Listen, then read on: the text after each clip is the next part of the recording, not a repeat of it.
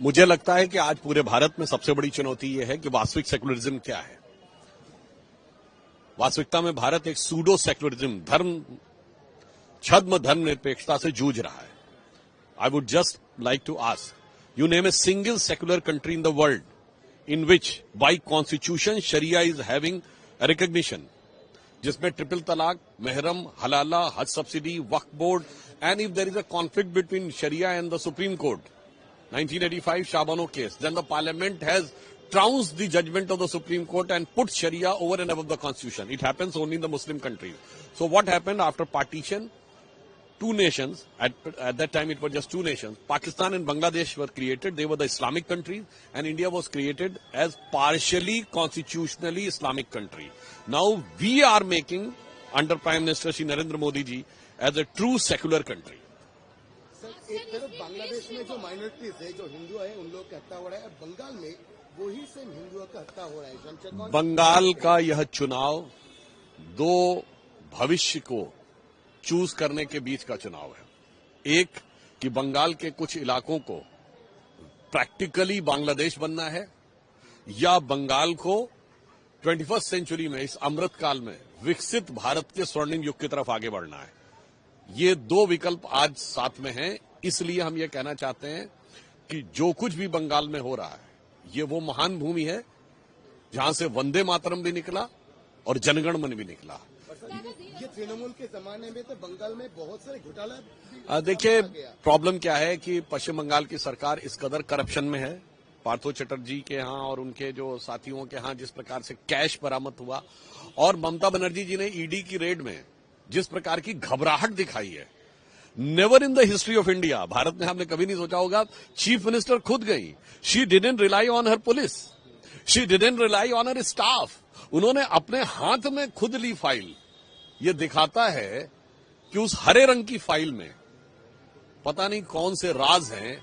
मान लो हर उस फाइल का पन्ना बोल रहा हो कि बैठा हूं दिल में इतने राज छुपाए, एक भी पन्ना हिले तो दिल डगमगाए। सर, देखा गया कि जो ईडी की जब रेड हुई थी, सीएम पहुंची वहां पर, तो उन्होंने अपने साथ पुलिस को भी लेते गए, इवन रेड। मैं यही तो कहना चाह रहा हूं, ईडी के कार्यों में जिस प्रकार से हस्तक्षेप किया गया, जो कि प्योरली टेक्निकल और प्रोफेशनल आधार के ऊपर हो रहा था, उसके अगेंस्ट से मामला कोर्ट में भी गया हुआ है। बट महत्वपूर्ण बात यह है कि ममता जी को अपनी पुलिस पर भरोसा नहीं था। नॉर्मली चीफ मिनिस्टर कभी कोई कागज भी लेता है तो उसके साथ का कोई सपोर्टिंग स्टाफ लेके चलता है, उनको अपने पर्सनल स्टाफ पर भी भरोसा नहीं था। फिर ऐसी क्या चीज थी उसमें?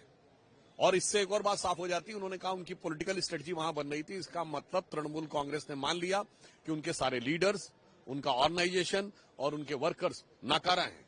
सारी स्ट्रेटजी एक कारपोरेट ऑफिस में बन रही है।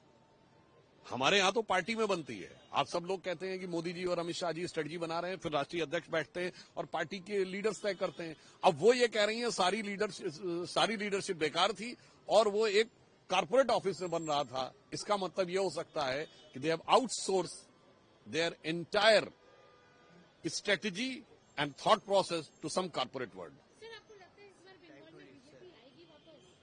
हमें पूरा विश्वास है कि बंगाल में बंग भूमि में राष्ट्रवाद की तरंग अब उठेगी। और पिछली बार हम 3 से 77 पे आए, 38% वोट मिला, तृणमूल कांग्रेस को 48% मिला था। 5% का डिफरेंस है और वो पूरा होगा और 2/3 से अधिक मेजॉरिटी के साथ हम आएंगे। और आप आश्वस्त रहिए, देखिए, पूर्वी भारत में शक्ति की आराधना होती है, तो मां त्रिपुर सुंदरी त्रिपुरा में, मां कामाख्या असम में और मां काली कोलकाता में। तो मां त्रिपुर सुंदरी का आशीर्वाद हमें मिल चुका है, हमारी वहां सरकार है त्रिपुरा में दूसरी बार। मां कामाख्या का आशीर्वाद मिल चुका है, असम में सरकार है। मां काली का भी आशीर्वाद मिलने का एक चरण पूरा हो चुका है। हम मुख्य विपक्षी दल हैं और इस बार उस आशीर्वाद के साथ भारत की वास्तविक शक्ति उदय होती हुई दिखाई पड़ेगी। आखिरी सवाल, बंगाल के अंदर बाबरी मस्जिद बन रहा है, और बहुत लोग ये कह रहे हैं कि सिर्फ एपीसमेंट पॉलिटिक्स के वजह से ही ममता बनर्जी कोई एक भी स्टेप नहीं ले रही। बहुत दुख की करूंगी, बाबरी मस्जिद जो ये हुआ है, तो एक चीज पहली बार सुनने मिली है मुर्शिदाबाद और मालदा में कि ममता बनर्जी को वापस आने नहीं देंगे, ये उन्हीं के वोटर्स है। देखिए, क्या होता है कि जब आप फंडामेंटलिस्ट फोर्सेस के साथ हॉबनॉबिंग करते हैं तो उसका रिजल्ट क्या होता है। आप देखिए बांग्लादेश में क्या हुआ। Bangladesh nationalist party BNP Khaleda Zia ji की, उन्होंने जमाते इस्लामी के साथ 2001 में अलायंस किया और उनको लेजिटिमेसी दी।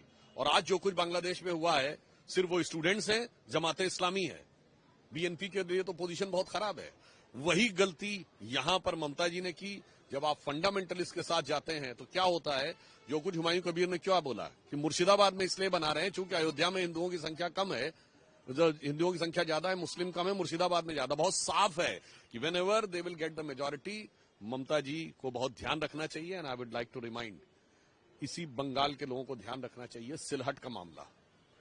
जिस समय पार्टीशन के समय यह तय होना था कि सिलहट भारत में रहेगा या पाकिस्तान में रहेगा, यानी उस समय के पूर्वी पाकिस्तान में, और ये मेजोरिटी से तय होना था। और उस समय जोगेंद्रनाथ मंडल जी बड़े नेता थे और उनका मुस्लिम लीग से पैक्ट हो गया था और उनकी ही जाति के लोग वहां सबसे ज्यादा थे और वो शेड्यूल कास्ट वर्ग से आते थे। उन्होंने अपनी जाति के लोगों को समझाया कि देखो हमारा मुस्लिम लीग से बात हो गया है, ये हमारे साथ पावर शेयरिंग करेंगे, अगर हम इसमें जाएंगे तो इसमें तो हिंदुओं में दूसरी जाति का रूल रहेगा वगैरह वगैरह।